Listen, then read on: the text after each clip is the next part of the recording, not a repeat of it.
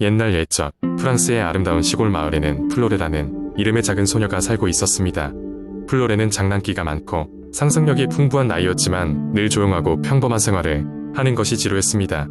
매일 아침 그녀는 마을의 잡화점에서 일하시는 할아버지를 도우며 하루를 보내곤 했습니다.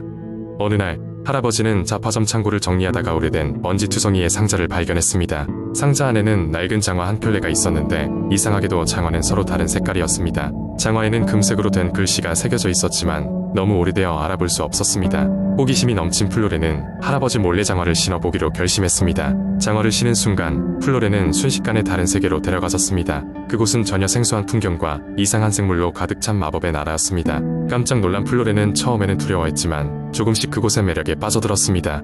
장화를 신고 마음속으로 원하는 곳을 떠올리면 그곳으로 즉시 이동할 수 있었습니다. 플로레는 장화를 신은 채 여러 신비로운 장소를 탐험하며 색다른 친구들도 사귀게 되었습니다. 하지만 마법의 장화에는 비밀이 숨겨져 있었습니다. 장화를 너무 오래 사용하면 현실 세계로 돌아갈 수 없게 된다는 것이었습니다. 이를 모르는 플로레는 매일매일 마법의 나라로 모험을 떠났습니다. 그녀는 신비로운 숲을 지나고 대리석성을 구경했으며 하늘을 나는 유니콘들과 함께 날아다녔습니다.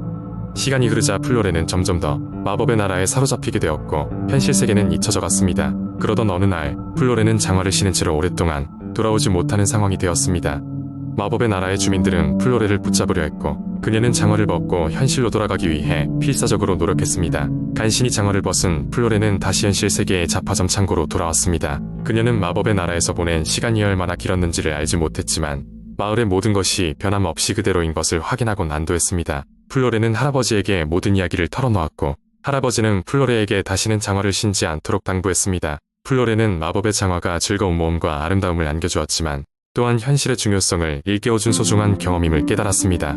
플로레는 마법의 장화를 다시 상자에 넣어 창고 깊숙이 숨겨두고 현실에서의 일상 속에서도 새로운 모험과 기쁨을 찾아 나서기로 다짐했습니다. 이렇게 플로레의 신비한 모험은 끝이 났습니다. 그 기억은 언제나 그녀의 마음속에 살아 숨쉬는 특별한 동화로 남아 있었습니다. 두 번째 이야기 옛날 옛적 화려한 궁전과 맑은 시냇물로 둘러싸인 프랑스의 한 작은 마을에 해바라기와 달팽이 친구가 살고 있었습니다.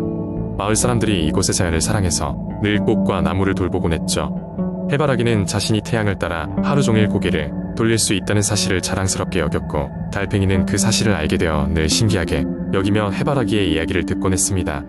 어느 날 해바라기는 달팽이에게 그동안 꿈꿔왔던 꿈에 대해 털어놓았습니다. 그는 자신이 성장하는 동안 주변의 산과들을 여행하고 싶다는 꿈을 갖고 있었지만 뿌리가 땅에 박혀있는 탓에 그런 여행은 불가능하다는 것이 너무나도 아쉬웠습니다. 달팽이는 해바라기의 이야기에 깊이 공감하며 자신은 어떤 것도 서두르지 않고 천천히 여행할 수 있어서 다행이라고 말했습니다. 달팽이는 해바라기에게 말했습니다. 내 등껍질을 타고 천천히 여행을 떠나보지 않을래? 태양의 힘을 빌려 해바라기의 씨앗을 분리해서 내가 등에 실어다 줄게. 그러면 우리는 함께 모험을 할 수 있을 거야. 해바라기는 자신의 강한 욕망과 달팽이의 제안을 받아들였고 달팽이의 등에 옮겨져 두 친구의 모험이 시작되었습니다. 해바라기와 달팽이는 작은 마을을 벗어나 넓고 넓은 들판을 지나고 높은 산을 넘으며 매일매일 새로운 풍경을 즐겼습니다. 해바라기는 태양의 방향을 느끼고 달팽이는 촉촉한 아침 이슬과 따뜻한 오후 햇살을 느끼며 그들의 여정을 계속해 갔습니다. 어느 따뜻한 여름날 두 친구는 파란 하늘 아래 새롭게 피어난 라벤더 밭에 다다랐습니다. 라벤더의 향기가 코끝을 자극하며 해바라기와 달팽이는 그 향기에 취해 한참을 멈춰 쉬었습니다. 그동안 그 장소에서는 무슨 일이 있었는지 아주 오래전부터 자리를 지키던 고목나무가 그들에게 말을 걸었습니다. 너희는 서로 다른 모습이지만 마음은 함께하고 있구나. 세상을 모험하는 동안 각자의 장점을 살렸기 때문에 이곳까지 올 수 있었던 거란다. 앞으로도 계속 서로를 아끼고 사랑하며 여정을 이어가기를 바란다.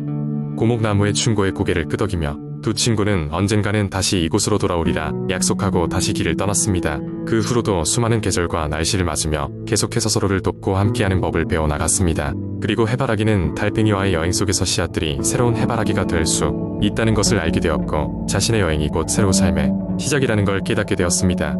시간이 흘러 언젠가는 달팽이가 여정을 끝내고 원래의 자리로 돌아올 때까지 해바라기의 씨앗은 많은 곳에 새롭게 피어났습니다.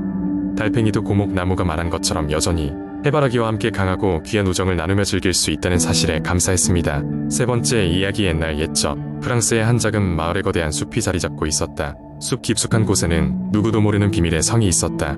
이 성은 작은 크기에 비해 너무나도 아름답고 화려했다. 하지만 이상하게도 마을 사람들은 이 성의 존재에 대해 전혀 알지 못했다. 어느 날 모험심 강한 소년 루이와 그의 친구 마리가 마을 근처에서 놀다 숲속으로 들어가게 되었다. 숲은 마을 밖에서 보기보다 훨씬 커서 아이들이 속 깊이 들어가는 동안 시간 가는 줄도 몰랐다. 곧 해가 지고 숲속은 어두워졌지만 그때 갑자기 멀리서 빛이 새어나오는 것을 발견했다. 호기심 많은 루이와 마리는 빛을 따라가 보았다. 그들이 본 것은 믿기 어려운 광경이었다. 커다란 나무들 사이로 작은 성이 자리 잡고 있었고 그것은 마치 마법이라도 걸린 듯 빛나고 있었다. 성으로 한 걸음 다가서자 성문이 자동으로 열렸다. 마리는 약간 두려웠지만 루이는 성 안으로 한 걸음 더 들어갔다. 성 안에 들어가자 아이들은 금으로 된 식기와 값진 보석들로 가득 찬 방을 발견했다. 그들은 보물이 이렇게 방치되어 있는 것을 믿을 수 없었다. 그리고 곧 그들은 이 성의 주인을 만나게 되었다. 바로 흰 여우였다. 놀라운 점은 그 여우가 말을 할 수 있다는 것이었다. 흰 여우는 루이와 마리에게 그들의 용기와 호기심을 칭찬하며 자신이 이 성의 수호자임을 밝혔다. 여우는 오랜 세월 동안 이 성을 지켜왔으며 자신을 이해해주고 도와줄 수 있는 인간 친구를 기다리고 있었다고 설명했다. 그는 두 아이에게 자신과 성의 비밀을 지켜줄 것을 부탁했다. 루이와 마리는 이 멋진 비밀을 지키기로 약속했고 두 아이와 여우는 그날부터 소중한 친구가 되었다. 흰 여우는 아이들에게 자연과 숲에 대해 많은 것을 가르쳐 주었고 성 내부의 신비한 마법들도 보여주었다. 마을로 돌아간 아이들은 여우와 성에 대한 이야기를 누구에게도 하지 않았지만 삶이 더욱 풍요로워졌다. 세월이 지나 마리가 마을의 지도자가 되고 루이가 유명한 학자가 되었을 때도 그들은 숲속 성의 비밀을 간직하고 있었다. 그리고 그들은 가끔 숲을 찾아가 여전히 그곳을 지키는 흰 여우와 만남을 가졌다. 이렇게 작은 성의 비밀은 세월이 지나도 계속해서 이어져 갔다. 네 번째 이야기. 옛날에 프랑스의 작은 마을에 플레르라는 소녀가 살고 있었습니다. 그녀는 항상 모험심이 강했으며 마을 인근의 숲속을 탐험하는 것을 좋아했습니다. 이 숲은 오래된 나무와 신비로운 생물들로 가득 차 있어 마법의 숲이라 불렸습니다. 플레르는 학교가 끝난 후 매일 숲을 탐험하곤 했습니다. 마을 사람들은 이 숲에 대해 많은 이야기를 해주었는데 어떤 이는 숲 깊은 곳에 고대의 마법사가 살고 있다는 이야기를 했습니다. 플레르는 그런 이야기에 매료되어 그 마법사를 한번 만나보고 싶다고 항상 생각했습니다. 어느 날 플레르는 숲속 깊은 곳까지 들어가 본 적이 없던 새로운 길을 발견했습니다. 그 길을 따라가면서 그녀는 점점 더 아름답고 독특한 풍경 속으로 빠져들었습니다. 이윽고 그녀는 크고 신비로운 나무 앞에 도착했습니다. 나무의 겉모습이 남다르고 나뭇잎에서는 은은한 빛이 났습니다. 호기심 많은 플레르는 나무 가까이 다가가 보았습니다. 그러자 나무는 천천히 입을 열며 낮고 부드러운 목소리로 말을 걸었습니다. 누구냐? 이 장소에 오게 된 소녀요. 이곳은 오랜 시간이 지나야 비로소 선택받은 이에게만 모습을 드러내는 곳이라네. 플레르는 놀람과 동시에 기대감으로 답했습니다. 저는 플레르라고 해요. 이 숲의 이야기를 듣고 신비로운 것을 찾고 싶어 이곳에 왔어요. 혹시 나무님이 그 고대의 마법사신가요? 나무는 깊이 웃으며 대답했습니다. 나는 마법사가 아니지만 이 숲의 비밀을 지키는 수호자일세. 내가 여기를 찾은 것은 특별한 일이지. 무엇을 원하느냐? 플레르는 오랫동안 꿈꿔온 소원을 이야기했습니다. 이 숲의 아름다움을 모두에게 알리고 싶어요. 사람들이 이곳에 와서 기쁨과 희망을 찾기를 바라요. 나무는 잠시 침묵하다가 다시 입을 열었습니다. 내 소원은 선량하도다. 그렇다면 내가 너에게 작은 도움을 주겠노라. 그렇게 말한 후 나무는 가지 끝에서 작은 씨앗을 하나 떨어뜨렸습니다. 이 씨앗을 잘 길러라. 이 씨앗은 사람들에게 이 숲의 이야기를 전할 힘이 있단다. 플레르는 감사의 인사를 드리고 씨앗을 품에 안고 마을로 돌아갔습니다. 그녀는 매일 정성껏 씨앗을 가꾸었고 마침내 아름다운 꽃이 피어났습니다. 그 꽃은 사람들에게 놀라운 이야기를 들려주었고 마을 사람들은 하나둘 숲을 방문하기 시작했습니다. 이리하여 플레르의 소원이 이루어졌고 숲은 사람들에게 기쁨을 주는 장소가 되었습니다. 마법의 숲은 이제 더 이상 신비만의 공간이 아니라 사랑과 희망이 넘치는 장소가 되었습니다. 플레르는 앞으로도 계속해서 사람들과 함께 숲을 돌보고 그 이야기를 나누었습니다. 이 이야기는 수백 년이 지나도 여전히 플레르와 숲의 신비로움을 전하고 있습니다.